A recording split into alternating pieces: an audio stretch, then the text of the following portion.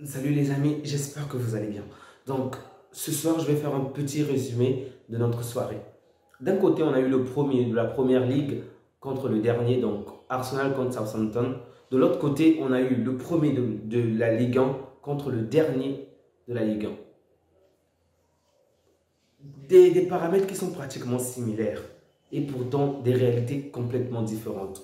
Lorsqu'on va en première ligue, le dernier se donne tellement à fond qu'il parvient à dominer le premier. Vraiment, l'équipe première qui a tenu pendant plus de 6 mois à marcher sur tout le monde, à taper tout le monde. Aujourd'hui, le dernier du championnat l'a marché dessus, c'est comme si c'était un petit enfant.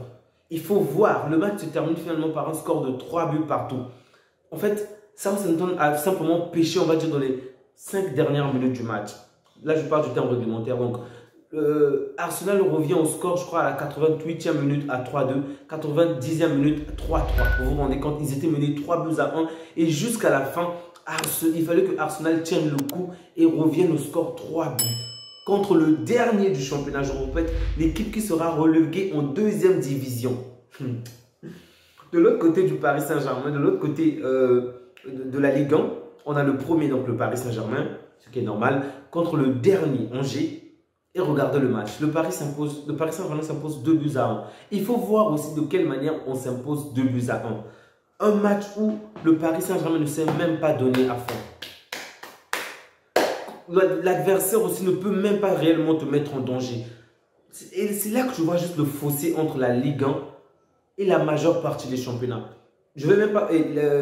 oui, la majeure partie des championnats. Le premier de son championnat fait de performance vraiment, on va dire, il est au-dessus de tout. Malgré ça, il arrive à s'imposer encore et encore. Ce genre de performance que le Paris Saint-Germain, bien sûr que je souhaite que le Paris Saint-Germain gagne, je supporte le Paris Saint-Germain, mais ce genre de performance du Paris Saint-Germain, on le prend, on le met dans un autre championnat, tu vas voir de quelle manière on va se casser la gueule. Mais en Ligue 1, on gagne avec ce genre de performance. Et c'est aussi ça le danger. On se plaint tout le temps que, par exemple, que les équipes françaises n'arrivent pas peut-être très loin dans les compétitions européennes ou même en Ligue des Champions par rapport au Paris Saint-Germain. Mais c'est normal parce que du 1er au 30, c'est contre ce genre d'équipe, contre ce genre d'adversaire que le Paris Saint-Germain est confronté. Ça ne les pousse pas à constamment se dépasser. Déjà, je pense que c'est une mentalité, ok? Ce que Galtier n'arrange vraiment pas du tout à mon sens. Deux, le fait de rencontrer constamment les mêmes adversaires, les adversaires qui ne te poussent pas vraiment à bout, sinon, on va dire quelques-uns, tu vas te dire que c'est pratiquement normal, ok? Du coup, lorsque tu arrives en Ligue des Champions, tu te prends des tartes. Les adversaires de la Ligue 1 commencent vraiment à m'énerver.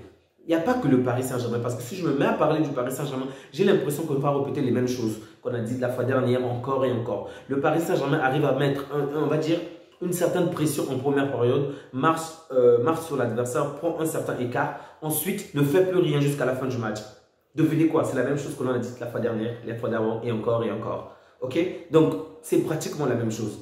Maintenant, du côté des adversaires, parce que je parle beaucoup du Paris France, qu'on parle vraiment des adversaires, parce que lorsque tu vois un adversaire qui ne parvient même pas à marquer, alors que les actions sont tellement franches, elles sont tellement simples, tu ne peux qu'être dégoûté vraiment.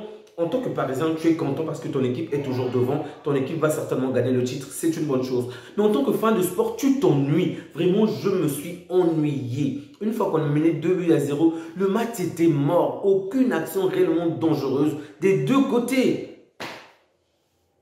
Aucune action réellement dangereuse. Même lorsque l'adversaire avait la balle, ils ont eu, je crois, 18 actions, ok? Même lorsqu'ils ont eu la balle dans notre corps, dans notre surface, j'étais là.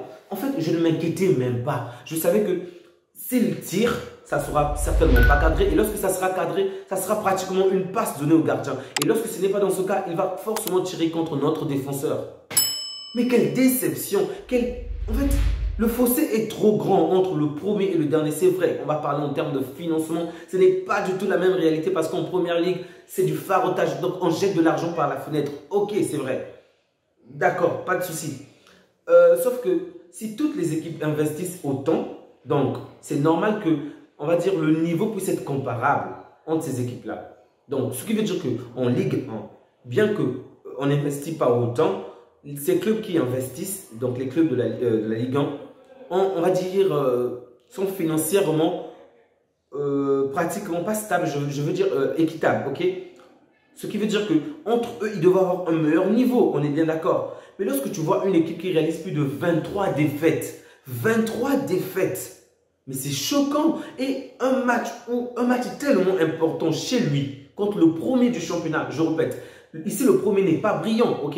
Le premier ne pousse pas, le premier ne se donne même pas à fond pour dire que peut-être que le match devait être passionnant, peut-être que l'adversaire était trop fort. Mais on a un premier comme le Paris Saint-Germain qui ne font absolument rien pendant toute une seconde période.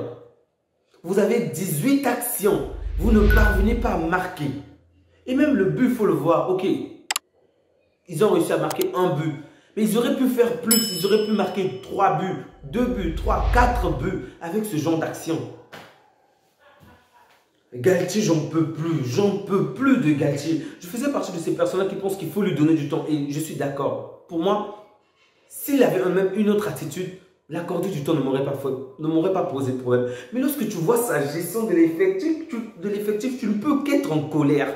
Un jeune comme Zahir Emery, il est pétri de talent. Tu préfères le mettre sur le banc jusqu'à la fin du match, les 4 dernières minutes, alors que sur le terrain, tu as un gars comme Solaire qui court, mais qui ne réalise absolument aucune action dangereuse. Tu as un gars comme Fabien Ruiz. Pendant les 90 minutes, ces deux joueurs-là ne font absolument rien qui puisse mettre l'adversaire en danger pendant un seul instant. Et tu les gardes sur le terrain, mais j'en peux plus. Je ne sais pas qu'est-ce qui ne va pas avec ce coach. Qu'est-ce qui ne marche pas? Qu'est-ce qui ne comprend pas? Ces gens-là ne parviennent pas à faire quoi que ce soit. Mais les jeunes qui ont envie de gagner. On a vu Warren est rentré à 4 minutes de la fin. À 4 minutes de la fin. Il a touché la balle combien de fois? Une ou deux fois. Et dès qu'il touche la balle, il crée une action dangereuse. Chose que Ruiz, Solaire, ne peut plus réaliser pendant pratiquement 90 minutes. Et le mec ne comprend pas. Galtier ne comprend pas. J'en peux plus de Galtier. Ça sent là, il commence vraiment à m'énerver. Contre le dernier, ton équipe n'a pas d'envie. Ton équipe joue sans détermination. Et tu es là calmement. C'est pas possible. Mais c'est... Oh.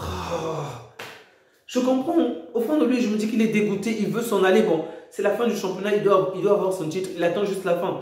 Je peux le comprendre, mais j'en peux plus. Angers ne fait absolument rien.